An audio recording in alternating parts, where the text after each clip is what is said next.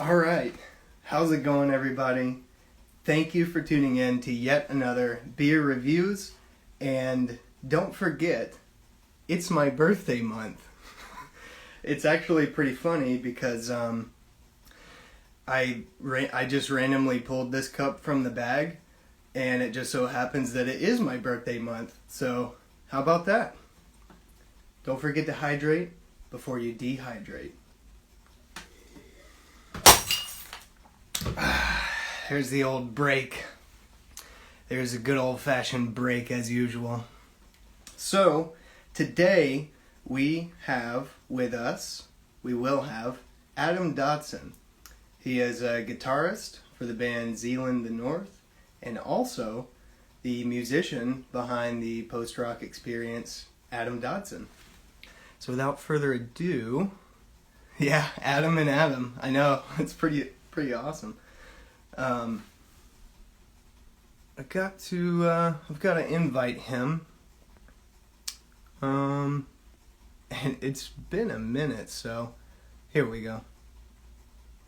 What's up, man? Hey, Nice. are we working now? I think so. I think this is the ticket. Oh Oh man. man. So I've never tried the I guess collaborative Instagram live Yeah, stream. yeah.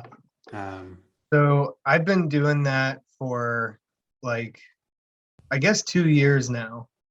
Um, Here and there, having people join, and the only other time I've had like issues that bad is with driving slow motion in this ah, little live music show. dang it. So yeah, I wonder if it's like a weird Texas Florida connection. Man, I don't know. Like now I really want to try it out with like some other people in different places or Yeah. like local versus long distance and just Mm-hmm. figure out what that threshold is because yeah, Right. that was a bummer. Yeah, yeah, big time. Yeah, because well that's what's so nice about doing it live is that people can join and like be a part of it, which is Totally. fun. But it is technology at the end of the day. It'll do what it wants to do, I guess. Yeah. So, I mean, there is like a really hacky way you could do it where, um, so when I live stream on Instagram, I actually run, uh, I use OBS to oh, send okay. audio and video to Instagram. And that lets me Hmm. run like a really clean, direct feed of my guitar Yeah, to everybody and backing tracks and stuff like that. And so I'm sitting here thinking, like, okay, I could do that, but then screen share and like crop the Zoom window yeah, and send that out. yeah, right. It's super backdoor. Yeah, But yeah. That's like tech jujitsu doing something like that. for real, yeah, like Instagram already doesn't like me doing my setup as it is. So Mhm. that would be, Yeah, I was actually going to ask you about that because for what was it? You did a live show one day for the I think 2 year anniversary of Zealand the North. Was it the first album or the like the EP? yeah. So that was our EP.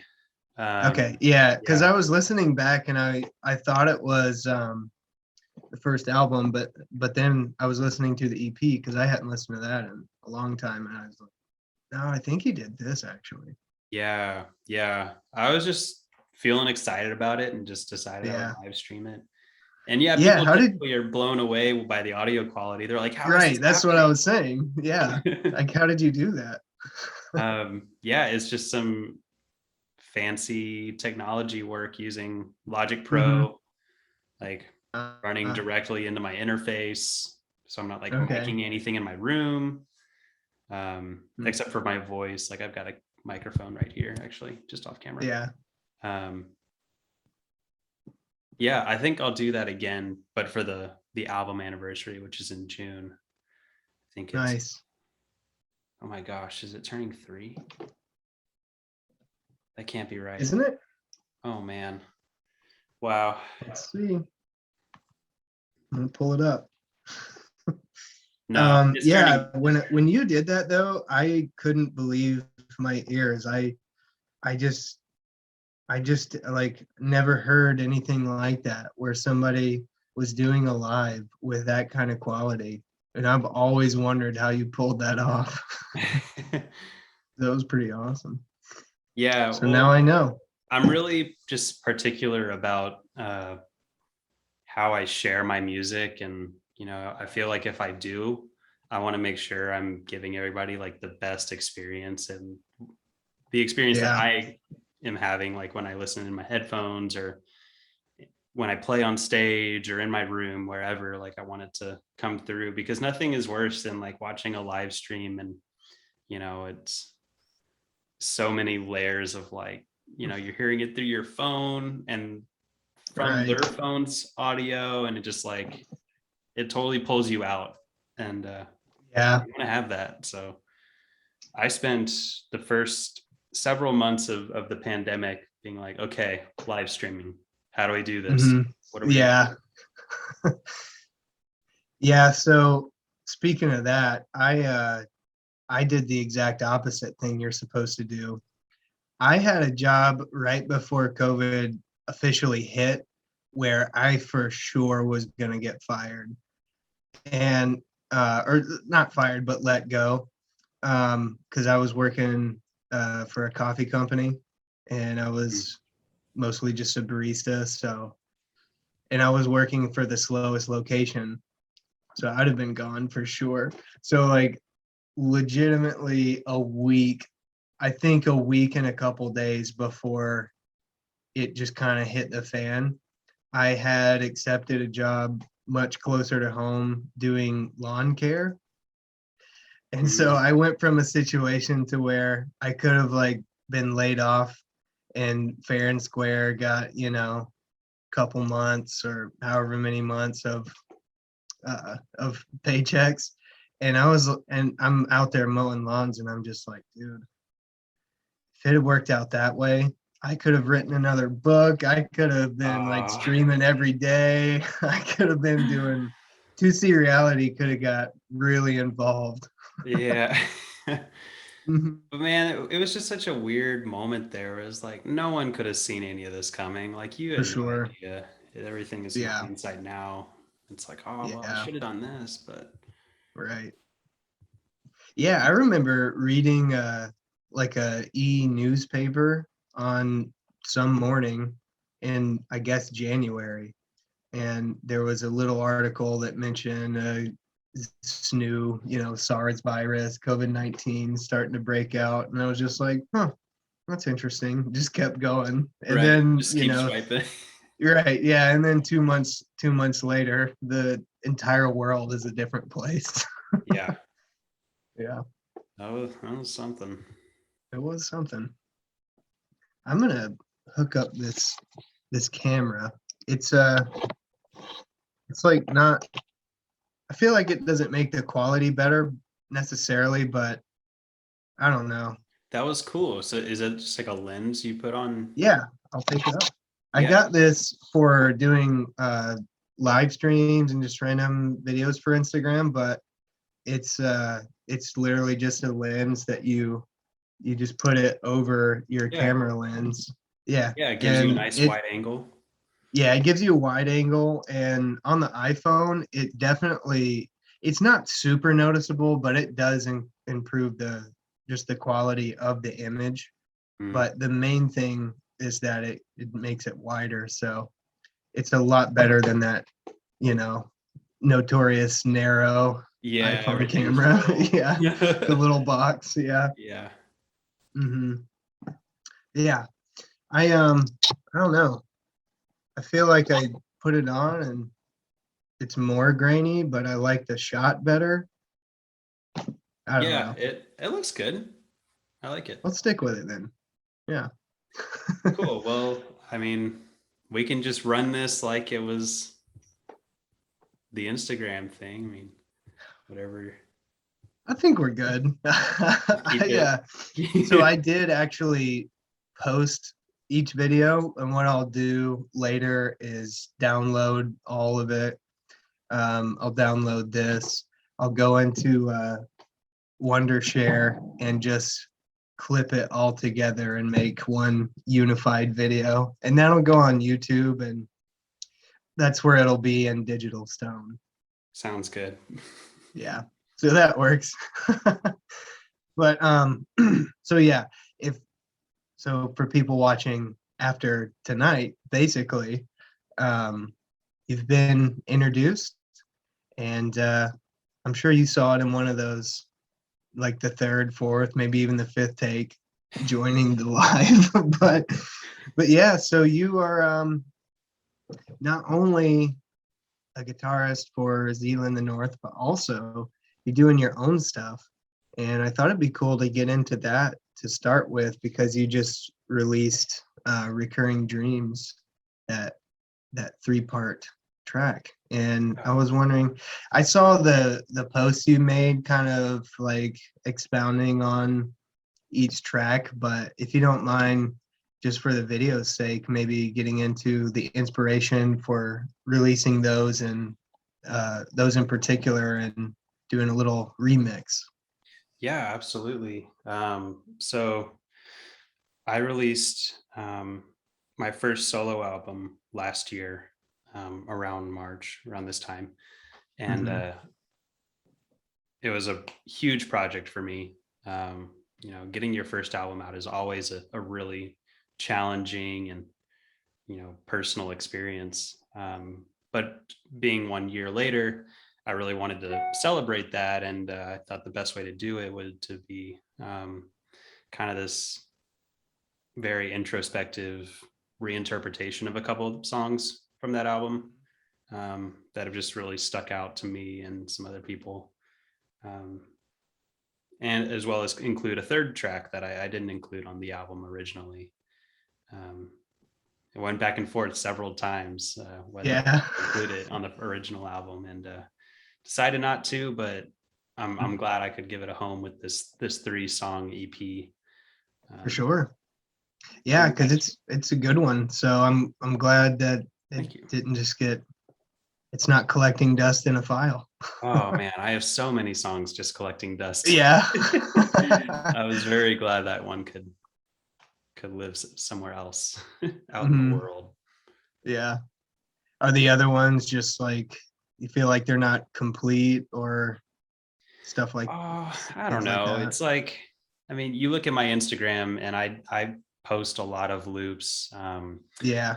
I've kind of been in this ritual for a few years now of I have a series called Sunday Sounds, where every Sunday I kind of just sit down and play, and whatever comes out, I'll typically post it onto Instagram. And it follows my reasoning for getting an Instagram in the first place, which was I was tired of scrolling through hundreds and hundreds of voice memos that I have on my phone. Yeah. But okay, what I'll do is I'll upload my favorites of those to Instagram. So Instagram will just be like my truly like highly curated favorite song ideas. And then I can reference those later and hopefully turn those into real songs. And so that's what Instagram has always been to me, is just like my diary of favorite ideas. Yeah, that's cool. And then we get to hear those little pieces, which is awesome. Yeah, I've had a lot of fun sharing them, and it's been really cool to learn that there's such a huge community out there for post rock and ambient music in general. And a lot of the music that I really like, but you struggle to find people maybe in your town that relate. Right. Someone asks you what kind of music do you like, and you say ambient post rock. Yeah. It's kind of it requires explanation beyond that. And but then when you're on Instagram, it's like you don't need to explain anything, that people just sort of find it. Exactly. Yeah. It's super cool. Yeah, I've been listening to for the most part, the Sunday sounds, since I think Brian shared it on his story Oh, like wow. months and months ago. And so that's how I came across it. And so I've listened to a lot of them. Some Sundays I miss it because I just do. But I've really enjoyed hearing those little, those little parts of potential songs, or even Yeah. if they're not, just little pieces of music. It's a really cool idea. I was gonna ask you how you like started that, but I It guess honestly you just answered that. it really just sort of happened on its own. Like Yeah. I didn't sit down one day and decide like, oh, I'm gonna start this series called Sunday Sounds.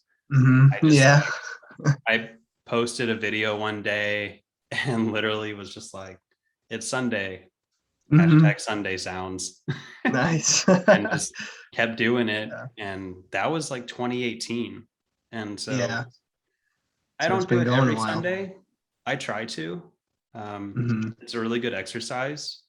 Um, Yeah. I'm a big believer in rituals, and I think, you know, setting aside time, dedicating time of your week to do something like that is super important. Yeah. Yeah, it is because I mean it can fall out of place real quick if you don't practice or whatever it is. Yeah. I used to play music pretty seriously in like my early 20s, and I'm just now coming back around to realizing it's something I really want to be a part of my life. So I really want to figure out how to how to do it and do, some recordings, get like a legit album on Spotify, and not just be a random garage band production Bandcamp and SoundCloud guy. Absolutely, man. That's Yeah, really so awesome to hear. yeah, I'm trying to just get back in the swing of it. And what I'm finding is the best way to do it is to do live shows so that you have to practice, Mm, because you don't want that weight on your shoulders of going in to a live show playing a song for the first time and right. who knows how long. The embarrassment. Yeah, big time. Yeah. So we'll see. That'll be an interesting journey for me and see what I can accomplish. But it's been really inspiring uh, watching you and all the other guys too, um, especially with the self production end of things. I think that's so interesting, and it seems like a really good model to try to go on, because like I don't know, it just seems like you probably have more control, not in a negative sense, but it just seems like you have more control over when you get to release, how you want to release it, and Hmm. like the sounds that you hear in your mind are probably easier to get onto the final product. I don't know. It seems Sometimes. super cool. Yeah, you're absolutely right. The ability to self-produce it's never been easier. There's Yeah. so much amazing technology that's come out in the last few years. hmm Um, just the depth of what you can do from home in a bedroom has just grown exponentially. And Yeah. yeah, you're right. Like for me, it's made music a more sustainable thing for me.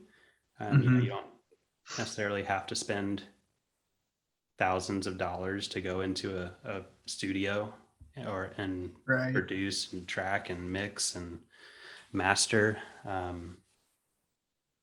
But it has taken a lot of education and learning, and it's been a Yeah. process of its own, but it's super fun. Um, and as far as like control, you made an interesting observation about like it's not always a hmm negative thing, but it can often lead to this sort of option paralysis where if you're in full control, you're like, I can take as long as I want. And Right.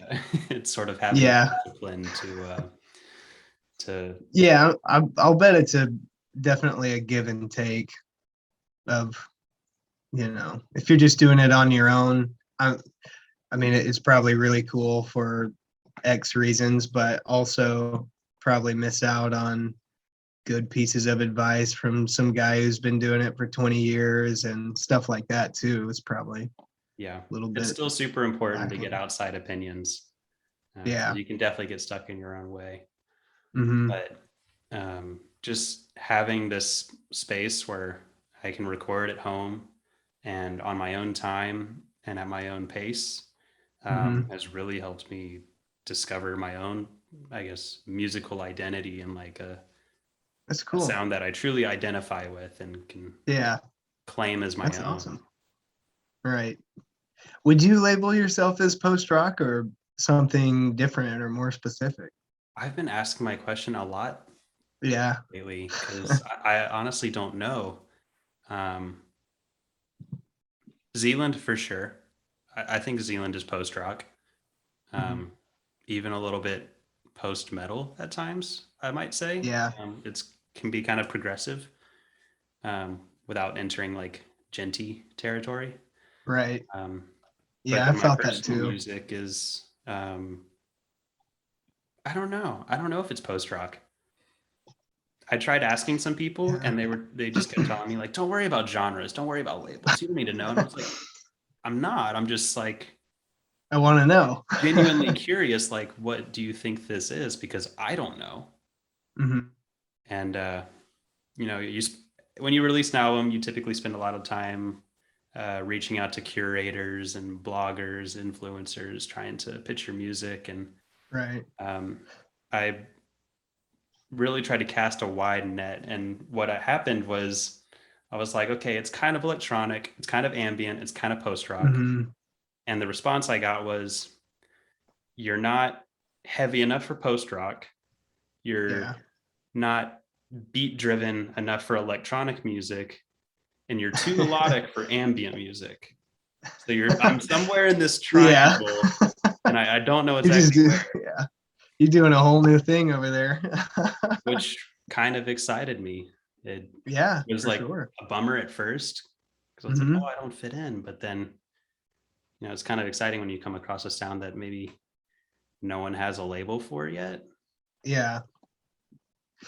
Yeah, I'm kind of in that same boat where I pulled a lot of inspiration from like death metal, metalcore, uh, classical guitar, Mhm. post rock, and ambient. Specifically, those four. And so usually, most of my songs are written and solely played on my Taylor acoustic, but it doesn't sound like really anything anybody else is playing on a Taylor acoustic. So, That's great and though. then yeah. So it's and I'm always tuned a step down so that it's just deeper, warmer. I've got a couple other tunings I mess around with, so I'm kind of all over the place, just like you are with kind of having a sound that definitely doesn't have a mainstream name. But one day I thought to myself, I'm going to figure this out. So I went on because it's like, to me, in my opinion, if you really look at it song for song and just think, what is this? It's definitely folk because I do a lot of singing and I do the kind of vocals you would expect from a lot of modern folk. But then the guitar is all this other stuff. So Mm. I thought to myself, ambient folk, I'll go with that. And so I kind of researched it on Instagram hashtags and Bandcamp, and it was like generally close enough. Which, by the way, super super tiny community. Like Yeah. it's hard to find music that really is decent under that, name. But there's some weird stuff. There's some stuff that's like it's more like spirit music, like seance. I've heard some like seance, almost Native American sounding type of stuff, and I'm just like, Wow. why would you're not whatever ambient folk is, this isn't it. This can't be. This is a totally different thing. I mean, if you want to send me some of that, I'd love to check it out. It totally, yeah, I could give you some links. I found that stuff I mostly found on Bandcamp. There was oh dude, there was one song in particular. Uh I was just taking care of somebody's lawn in broad daylight, mowing the grass, and I was getting scared listening to this song in particular because it just had such a weird, creepy sound to it. Oh my I'm just gosh. like, I had to turn it. I had to turn it because I was legitimately getting afraid in broad daylight by just how weird this song sounded. Okay, I have to hear that one now. Yeah, I'm sure I could find it pretty easily. But Yeah, yeah. that's super cool. I think Bandcamp is a really great place for that, for finding all of those Mhm. crossover genres that are, you know, you don't Yeah, typically think of or know right. how to find anywhere. They've made a really great system for Mhm.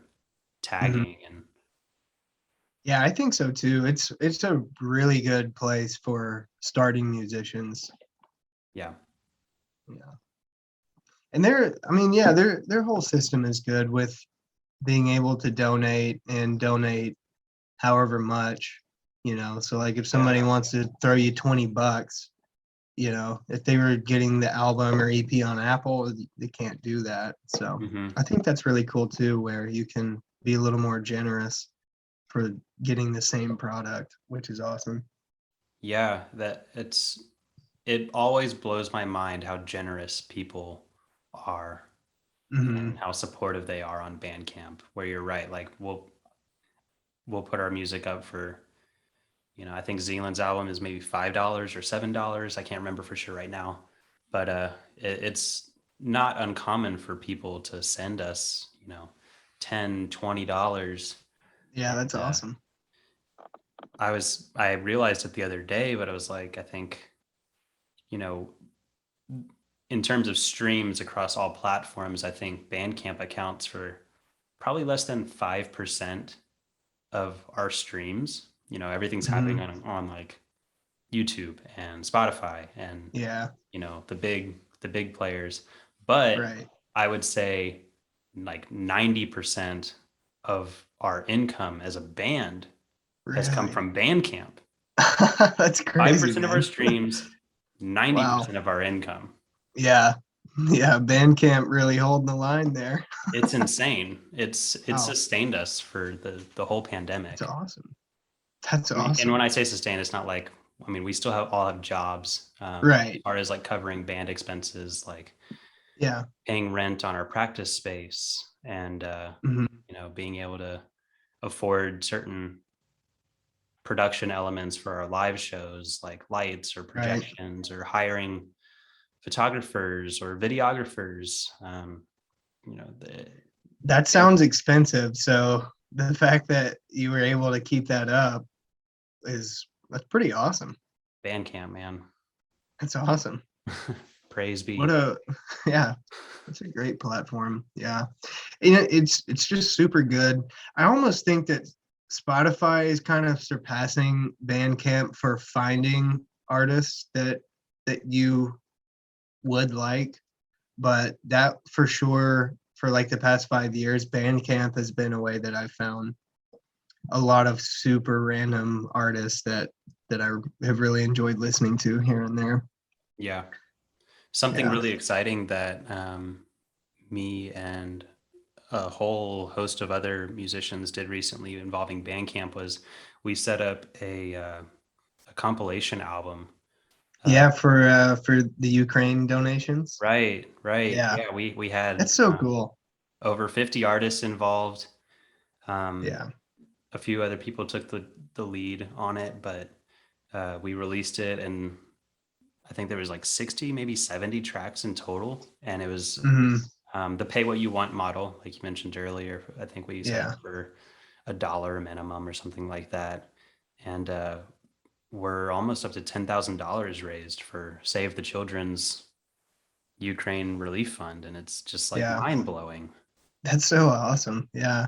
I've been following, everybody's stories and seeing how much like each artist fans have donated, and it's awesome. It is super cool that the community is doing that. Yeah. It's so cool. And that's something that currently can't happen on Spotify, I don't think. Hmm. Yeah, I don't think there's any way to like send money through Spotify I think you might be in able to that as an regard. individual artist, but Yeah, for something but of to a this, collective. yeah, of this capacity, I don't think so. So again, Bandcamp, Bandcamp. making it happen. Yeah. And then they do these, it seems like they still once a month do the Fridays where all the money goes to the artist, which is another super cool thing. Yeah, yeah. I Yeah, think this Friday is Bandcamp Friday, in fact. that's awesome. Bandcamp is not a sponsor, by the way. They just really are that cool. They really are, you know. Yeah. We'll see if Yeah, they're they doing the stay right that cool things. after this Epic Games acquisition, but I feel good Oh, about it. really? I didn't know about that. Oh, yeah. Wow. Epic Games has acquired Bandcamp. Interesting. Um, That's really out of left field to me because, like, why? I don't really understand why Epic Games would want. I mean, I understand why anybody bigger than Bandcamp would want Bandcamp, but why, like, why them? It's that's a good interesting. question. I think we'll find out in due time. I'm sure I it's just hope they don't mess with it. Like sometimes companies acquire smaller companies and they just let them do their thing. They literally just want the benefit of having another banner, which I think that's totally fine. But when you see, sometimes you'll see companies just get in there a few years after the fact, and the platform, like in this case, it would become something totally different. And I would really hope that doesn't happen. yeah, yeah, definitely don't try to fix something if it's not broken. Right. Yeah. Yeah, that would suck. That's interesting. I'm gonna have to look into that because Epic Games is one of those companies that they're definitely trying to build an empire right now.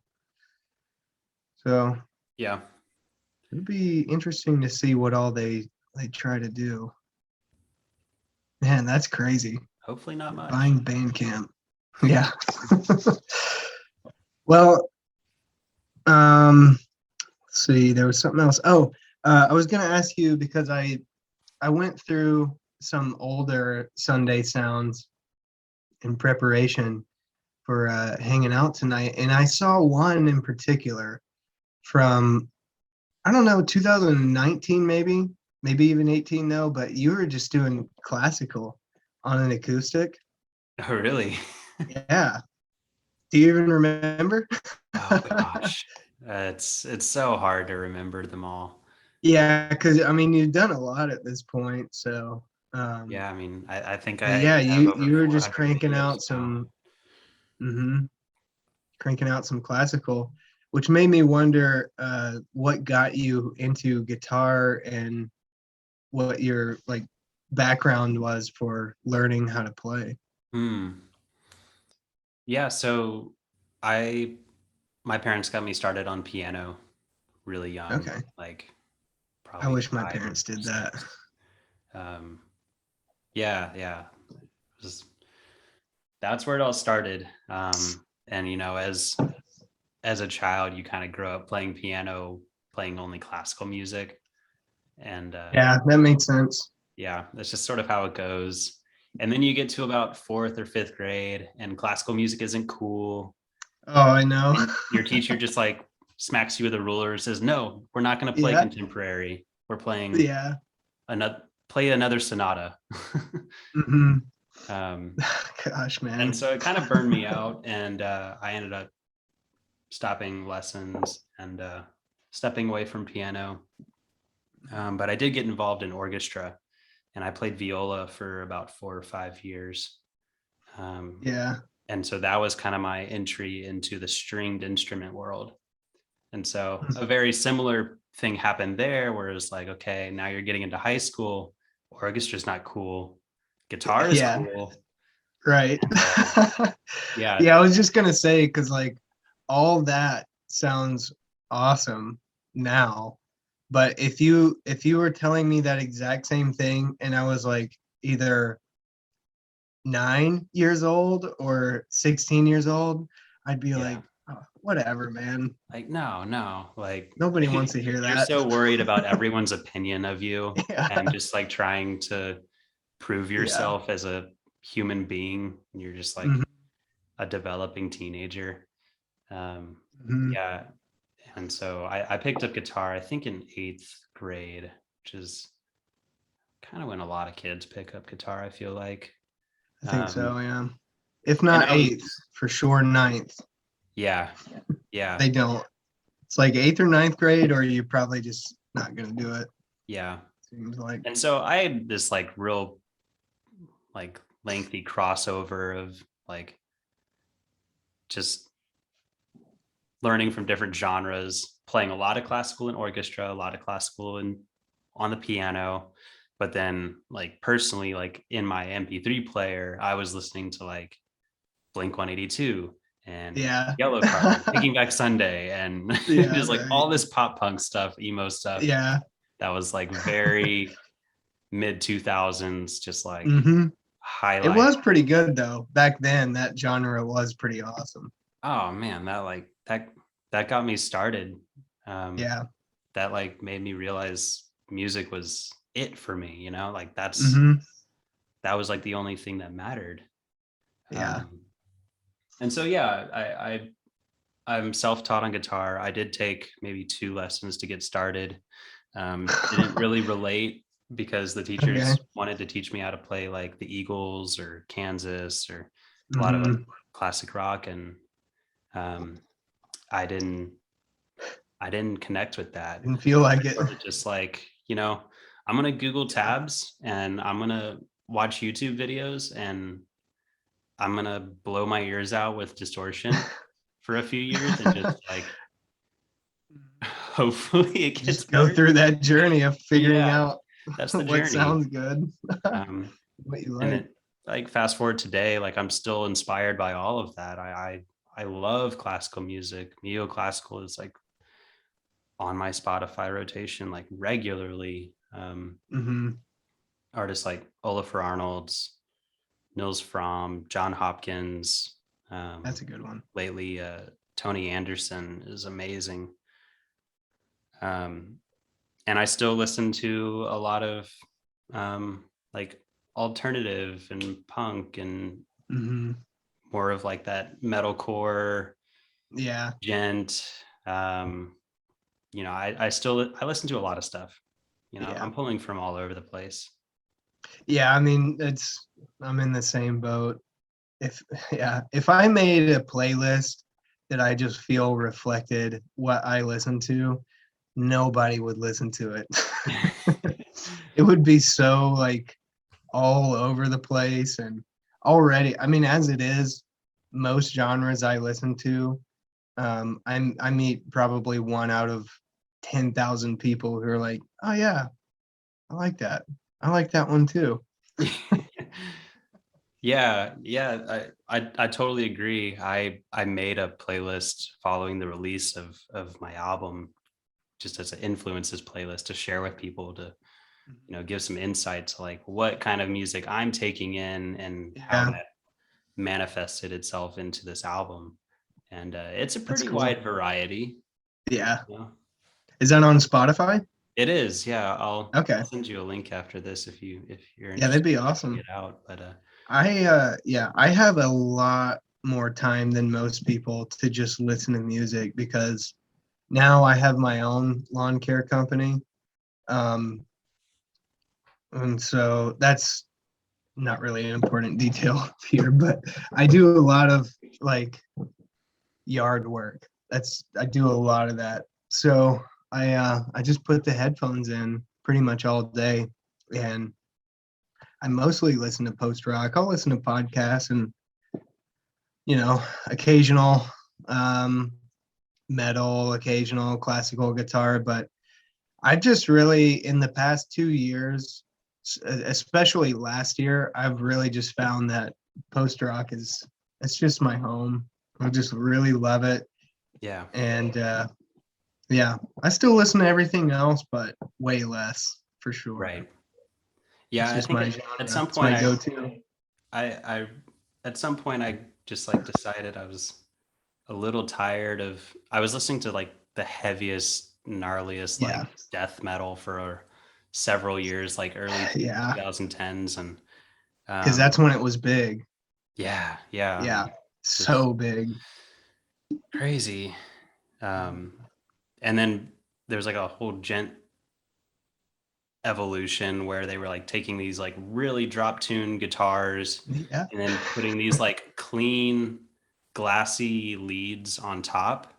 Artists like Tesseract comes to mind. Yeah. um, Periphery a little bit too.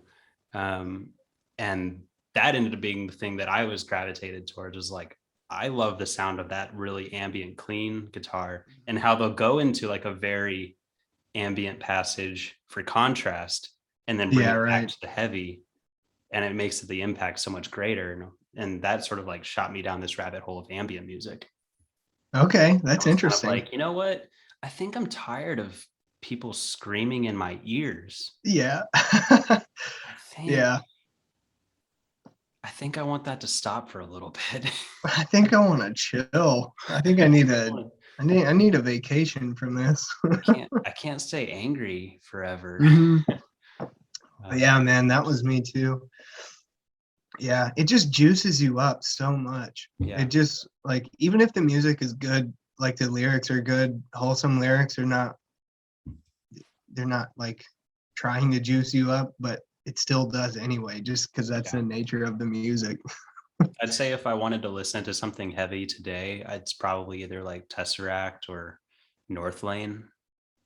I really like. I don't know North Lane. I know Tesseract. I've listened to them a bit. I really enjoy it. Yeah. Yeah, yeah, super cool. North Lane's a pretty heavy progressive band out of Australia. Nice. That's Super cool. cool, kind of like the modern version of Carnival, if you're familiar with. Ah, yeah, a Kind little of like bit. a I Tool mean, in that's a way. yeah, that's definitely a big name Yeah, within the group of people who really listen to this kind of stuff. Everybody knows. Everybody I've talked to knows Carnival, even if they don't even like them. They've heard the songs. right. It's kind of, you have to recognize Yeah, the bigger branches of this tree. yeah, right. Yeah. Um, have you ever listened or heard of Contortionist? Oh my gosh, yes. Nice. Yeah, Huge I love those inspiration. guys. Yeah, Yeah. Yeah, I should say those three really: Contortionist, Tesseract, and North Lane. I mean, the Contortionist is just on another level, honestly. Like yeah, every release is special in its own way. it is. Yeah, I found them. Oh, dude, I don't even remember. Oh, okay. So now I do remember. Never mind. I was into Silent Planet for a little while. Mm, Because I saw them live on their first tour, which was I think it was their first tour. Like I think their first big tour. I'm sure they had gone local before, but they were on tour with For Today for their farewell tour. yeah. And yeah, so I saw them in Pensacola, and I was like, because they had only had their first album out at that point, and I thought, man, these guys are really good. They probably have a pretty bright future. And so I kept listening to them. They played live in Atlanta with Contortionists a couple years ago, and that's how I found Contortionists. And when I heard their album Language, that was one of those light bulb moments where it was like discovering there's a whole new way now. There's literally a whole new way to play music now. Life changing, truly. Yeah. Hmm. Yeah. Yeah, that one's That's a awesome. huge one. Man, I can't understate uh, Yeah, how important that album is to me. Like, really. bury me with that record. Yeah. Yeah, I might have to put that request in too. Yeah. 'Cause it's just so good. And I mean, yeah, for definitely for like a post rock vibe, somebody who wants to get into that kind of stuff, an album like that can really broaden your horizon. Yeah. For me, that record taught me that heavy music doesn't necessarily mean distortion, which Exactly. is silly when you say it out loud, but But um, not. no, it was like heavy can mean several things. I was like, you can play something with a clean guitar Mhm. and it can be heavy. It Yeah. doesn't have to be this like beefy, like drop tune, just like Hmm. Drop punch you in A, the drop throat G. sort of Yeah. sound, with like gutturals and Yeah. like no, it redefined the word heavy for me, and that was huge. That was a pivotal moment for me. Yeah, I would agree. Because like, like we've been talking, all the heavy bands I listened to were, like For Today, Impending Doom, um, some others like that. But I've always gravitated especially toward Impending Doom because they are, as far as I have heard, they're probably the heaviest guys out there, which I still love that. Yeah, But to hear somebody basically put out an album that says you can still be this heavy, but very gentle. You can be yeah, like a gentle giant about it. Just blew my mind. yeah, yeah, Mhm. yeah. I think I was probably listening to like Tony Danza or something the day Mm. before, you know, Yeah. listening to Josh Travis just like rip the craziest guitar licks on Yeah. his 8 string or 9 string, whatever he Yeah. played. Right. And then the next day it's like, oh, what's this album, The Contortionist? It's like, oh, okay. Well, my life has changed forever. Hmm. Yeah.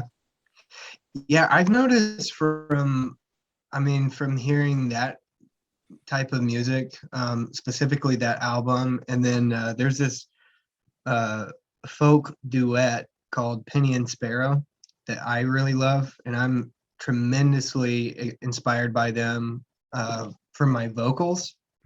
And uh, like I would say between language, because I always want to play heavy, but I do have a pretty decent voice, so I want to, you know, belt it out a little bit too, do Yeah. some cool, nice, pretty things with the voice.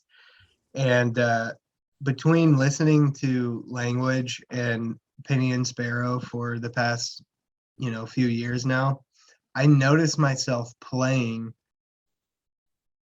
more gently, like actually playing the guitar, not strumming so hard and just like sounding like I'm gonna break the strings. And it actually has had the reverse effect I used to think it would have. It makes everything sound better because when you're not just smashing the guitar around, it allows the notes. It seems like it just allows the notes to take full effect. And Mm. so it's like you don't lose anything by doing that. And it's helped me tremendously. Like those two bands, that album has just helped me physically tone it down a little bit on the music. Yeah. Hmm. I mean, with my solo music, I almost never turn on a distortion pedal or an overdrive pedal. Yeah. And I hardly ever play with a pick anymore either. Yeah, I'm starting to play a lot less with a pick. Do you grow any fingernails out for that? Like I do. I always have my this thumbnail a little bit longer on this side for harmonics, and then my middle finger is my strumming. finger, so I always have I don't cut it as short. Do you do anything weird like that? Yeah, these two fingers, thumb Okay, and index, I grow out, and nice. yeah, I always get weird comments and Yeah. whatever. Have you ever have you ever put on nails? I haven't. No. I have done that. Did it help? I really got some weird comments. I only did it once. I took a guitar lesson over I think it was Skype back in like 2014 from I think I always say his name wrong, so whoops, but uh Anthony Dufour. He's a European classical guitarist, Mm. uh very pelotonic or a pentatonic pelotonic. I don't know what that is. He's very pentatonic with his music. And I got to take a lesson from him because he wasn't on tour, and he'll do that back then for like $75 for an hour, which is like that's pretty awesome. Yeah. $75, you get a guitar lesson from one of your heroes. Oh my And gosh. he yeah, and so he was telling me at the end because he had extra time, and he was like, dude, I'll give you 15 more minutes. I don't have anything going on. Do you just have any questions? And that was even more cool that he did that. But I forgot how we got into it, but he was like, if you really want to get into this, what you should do, there's a couple other guys that just do flesh picking, like they don't do anything with their nails. But he was like, if you really want to get into it, you should go to the store. You should go to the feminine makeup section, get yourself some nails, and Interesting. they'll look at you funny at the checkout line, but don't worry about it. Just try it. I'm for it. Yeah. If it works, I mean, I would go try Mhm. it for sure. Um, I did try it, but I just couldn't get used to like the disparity between like the string used to be here and I'm plucking it, and now it's yeah. now it's here. It's further out. I just could not get used to that. So Yeah, it's I crazy what didn't. even just a few millimeters can do. Hmm. Um, Yeah. and that's why I think I settled. For a while, I was growing out my whole hand, Yeah. and I settled on just two fingers. So at least Okay. I still have options if I want to do flesh or nail, Hmm. just different timbres. Yeah. Yeah. That's actually I mean, I guess that's kind of what I do. It seems like the hybrid. I don't know. I don't. It seems like no matter what you're talking about, hybrid's probably the way to go. A little bit of both. Yeah, a little Why bit of not? both worlds for sure.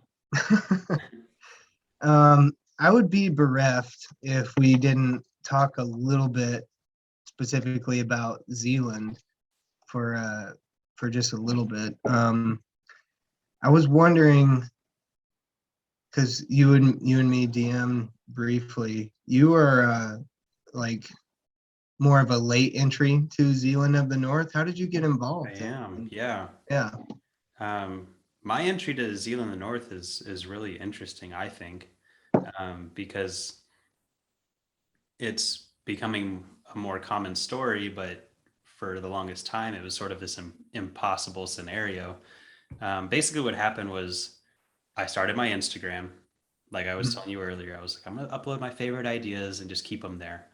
Um, I moved to Austin, and I'm tagging my videos Austin, Texas. Mhm. Um, Zealand originally got started in El Paso.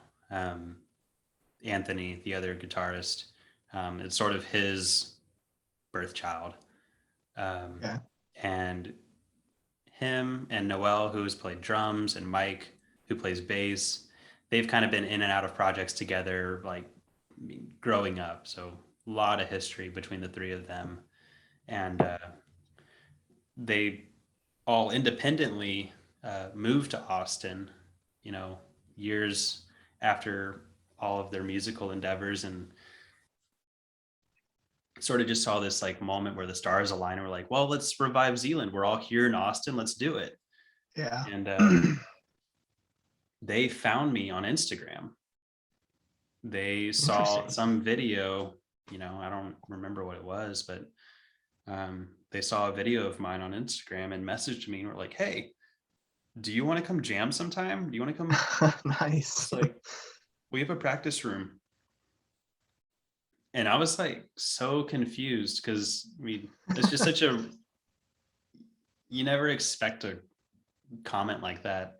Like when you put something to the internet, you expect it to be like, I'm showing this to the world, and it turns out I'm showing this to somebody right down the street. Right. Yeah. Like it's such a weird realization. And yeah, I hadn't played in a band since high school. I was pretty busy with college. I was new to the city, getting started in my job and my career in graphic design, and just like, you know what? Yeah, I'll come. yeah. Sure. And I showed up, and I learned a song, and I learned Lions that day. That was the first song I learned. Nice. And picked it up pretty quick. I'm really good with my ear and can learn things pretty quickly. And they were just pretty immediate to invite me to join the band. And that's cool. That was that. I mean, it was so interesting joining a project that's already been started. And I mean, they had the whole EP. They had all 5 songs and already released. Not yet. They were like, hey, we're gonna release these in probably 2 months. And then we're playing shows, and like, nice. Okay. Yeah. Let's go. Yeah. It was kind of a that's awesome, man. Too, because I had just enough time to add a couple parts on the EP. I don't think I touched every song, but I think maybe 2 of them I played a few parts, and was able to get into a studio just to like add some extra layers in there. And that's how it got started. That's cool. Like Instagram, the power. Yeah. How about that? It's so crazy. Yeah, that is wild. So did you do more writing with Endless? I always forget the full name of the album, but it's Brightness of an Endless Light. Yeah, Brightness of an Endless Light. So you did a little more of the guitar writing for that one? Yeah, much more. We were all heavily involved in the writing of that album. And each song kind of came up in different ways. There were a few that, very old school, like truly came out of the practice room, out of jam sessions where we're just like riffing together. Yeah. And that's super fun. Yeah. One song, Organic Structure, that one started as a loop on my Instagram. Nice. That's so cool. If you go back far enough, you can find a video of me looping like the first minute of that song. That's awesome. And they saw that video and were like, dude, let's do something with that. And that was such a cool moment for me, because they basically took this idea that I had and just ran with it. Like Instagram's been a beautiful thing for me, because I'm really great at starting ideas and horrible at finishing them. So I was like, well, Instagram only lets you upload 60 seconds. So fine. Right. Yeah. You're speaking my language, man. Yeah. Like, it's no problem. I only need 60 seconds. Yeah. But they were able just to take that idea and just completely like bring it to life and give it all this dimension. And a few songs worked out that way, but overall it was a very collaborative record. That's sweet. Could you speak much to the influence, significance, whatever, behind Endless Light? Because that is my favorite song on the album, and just like a super wholesome song. I've had some tough moments since I listened to it the first time last year that I'm just like, dude, Give me Endless Light right now. Oh, that's That's so what I awesome to need. hear. Mhm. Endless Light was also kind of my starting project. I actually approached the band with that song at Yeah. about, you know, I'd say like 80% completion. I tracked guitars, put some MIDI bass on it, kind of wrote out some drums. Um, because it's in 5/4, it's in this odd time signature. I Hmm. needed some sort of basis to help the rest of the band understand, like, this is the groove, this is the vision. Yeah. I need y'all to sort of like take these parts and bring them to life. Hmm. But but yeah, that one was basically me writing almost everything, approaching the band with it. They loved it, and then letting them sort of like had their own creative freedom to sections, and we were reworked it a few times. Um, but it did stay very true to the original vision that I had for it. And That's awesome. yeah, it's a lot of, I love odd time signatures. I love Hmm. interesting chord voicings and uh, finding like unique harmony lines, Yeah. which is what that opening is just like these really Hmm. rich, clean guitars on top of like this very driving bass and drum groove that sort of like holds down the foundation. Yeah. These guitars kind of dance around above it. Yeah, it does. Yeah, that's a good way to put it. Yeah, they kind of dance around above it. I like that. Yeah. Yeah, I Endless Light. really enjoy when I hear a band pull off like an odd signature because I think it's awesome. I really enjoy that as a sound, but I just appreciate it too because I've tried to do stuff like that and I'm just like 2 + 2 = 3. I don't know. I can't do this. I just can't. I can't stay with it for more than a couple measures. I think it's easier for me because I don't really have like an academic uh, understanding of music. I didn't take lessons. I don't really like understand theory very well. And so when I write, I'm not really concerned with time signature. It's usually this like post rationalization where I'm like, oh, that thing I played was in 5/4 or Okay, 11/8 interesting. Yeah. or some goofy like number that Mhm. you don't sit down and like, I never sit down and be like, oh, I'm gonna write something in 5/4. No, it You're just right. just Yeah, kind of it just happens. happens that way. Yeah. But yeah, Yeah. there's I. several times I. where the band is like, oh, here we go. Adam's got another idea in 5/4. Yeah. Ah. Yeah. I literally, I would say about a month ago, just learned to count to four, like officially, because I've always been that way too. I took lessons for a little while, I think in fourth grade from a blues guy, but back to what we were saying earlier, that's about the age where stuff like blues is just not cool. So I wasn't super into it. And then I took some lessons, just like you said, in ninth grade. So I was like 14 or whatever. Um, and this guy's trying to teach me classical rock and teach me how to riff. And I thought it was awesome, but it just never held my attention. So I didn't really take it seriously. And so most of I would say a lot of how I've learned to play guitar, how I've progressed in playing guitar has just been from playing guitar. And so Yeah.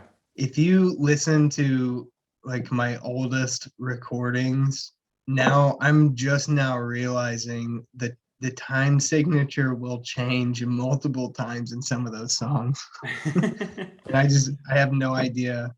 I had no idea. And my brother-in-law, we're trying to make something happen for music and have him get involved with 2C Reality. But he was like, dude, I think you can play drums. So let's jam a little bit and let's have you get on the drums. And so, I got on there and I was, just banging it out, having fun. And he comes over and he's like, no, hold on, hold on. 1, 2, 3, 4, 1, 2. And he literally taught me to count.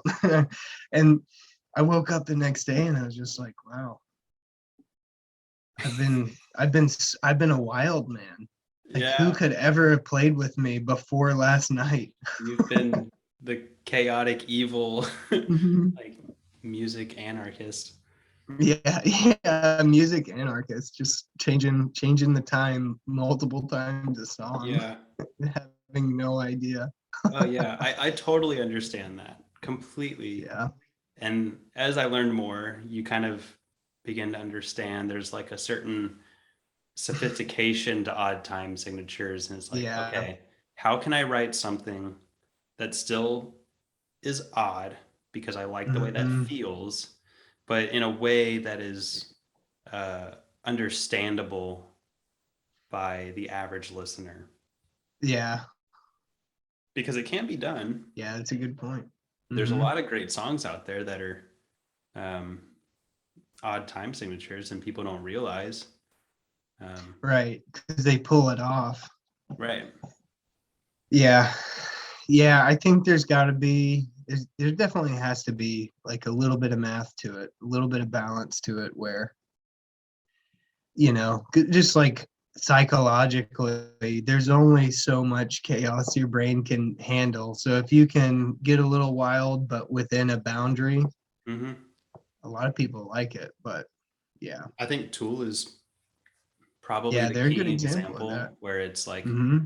a band that, you know, the world loves, but then you Yeah. ask a musician about Tool and they love it on a Hmm. different level because they understand what's happening with their Yeah. rhythms and their grooves. You could say that about Right. Meshuggah. You could say that about Pink Floyd often, or Yeah, they've got songs like that too. No doubt. Yeah, I played in a band in high school. I was the bass player for that one for a few years, and it was the first time I had played bass, and so I had no training on bass. I had no idea you're supposed to follow the drummer. I'm just up there playing bass and doing all this crazy wild stuff because it's sick and I love it and I still love it. I kind of still play bass that way, but they're always say I played just like the bassist from Tool, and and I was like, great, that's a compliment. And they're like, no, man, you gotta go with the flow a little better. you gotta chill out, man. Yeah, yeah, yeah. But I don't know. That's the thing about music is there's so many ways to do it. Like you Yeah, can take lessons, you can take lessons from a bunch of different types of instructors who come from different backgrounds, and you can be you know like you, and for the most part me, you can just kind of learn songs from ultimate guitar over the years and look at tabs and yeah, just freaking get on the guitar and play or whatever. yeah, absolutely. Like I, That's why we have so many genres, yep, including weird, like Native American seance, scary ambient folk. music that apparently is ambient folk. Yeah, I fully agree and support it. Like I think music is a it's a personal journey and Hmm. it's kind of like up to you to discover what you want to find in it. Yeah. Um, and I feel super fortunate to be in the position to have a solo project as well as Zealand, because I can have these different avenues for different voices and like different places to put my inspiration. I can like put my heavy background into Zealand and I can put my more softer and Yeah. classical interest into my solo stuff and I can speak a few different languages. Yeah. That's awesome. Well, I'd say that's a pretty good note to end on. That was good. Yeah. Thanks, dude. Thanks for doing this. I felt like this would be a good one, so I was excited for it. And I've had a good time hanging out with you tonight. This has been great. Me too, man. Super fun just like talking to a stranger I just met, Yeah.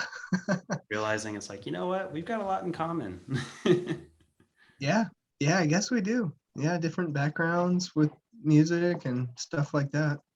AD and AD, which Yeah, is super crazy. it was meant to be. It was meant Yeah. to be, man. Yeah, man. Well, hopefully one of these days I can catch up with the pack and maybe do collaborations with you and Brian and Rob. That'd be super cool. Man, that'd be You cool. should, We'll man. see though. Do do it Yeah. for yourself. Like at the very start of the pandemic, my motto was just give yourself a chance. Yeah. Just Hmm. you deserve one. Just give yourself a chance to do the thing that you really love. Yeah. That's awesome. Yeah, I mean, I kind of feel like I'm at that point now too because I've wanted to do so many different little things with 2C reality, and I feel like I'm just now coming to a point where I really understand what it is and Mm. what it revolves around. So that's it's been good progress in the past few months of just doing a lot of reflection, and so it's going to be a lot of writing and a lot of music in the future for sure. Wonderful. I can't wait to hear it. Yeah. Thanks, man. But yeah, again, I appreciate you doing this. Do you want to shout out anything before we go? Um, I guess if you're watching this and you haven't heard my new EP, Recurring Dreams, it's out now everywhere you listen to music. Um, Zealand is hard at work on some new songs. We're writing a lot Awesome. and hope to share some new music with them very soon. So keep your eyes out. That's great to hear. Yeah, I was kind of wondering about that too, when the next Zealand is going to release. So Oh, we've been that's writing awesome. very Soon quietly. enough. Yes. All right. Well, cool, man. Well, bye, everybody. And thank you for watching. And we'll see you in the next one.